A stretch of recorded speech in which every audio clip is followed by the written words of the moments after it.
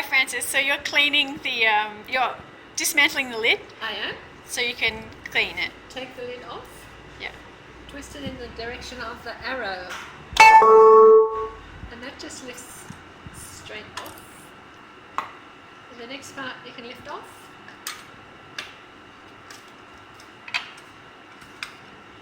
And also the rubber seal comes off. And then you can make sure it's thoroughly dried. Make sure it's dry. And so put it back together. How does that work? See? Halfway. Pop it back in. Yep, great. Sometimes you've got to watch that it doesn't clip right back in. Push it right down. Turn it round. No.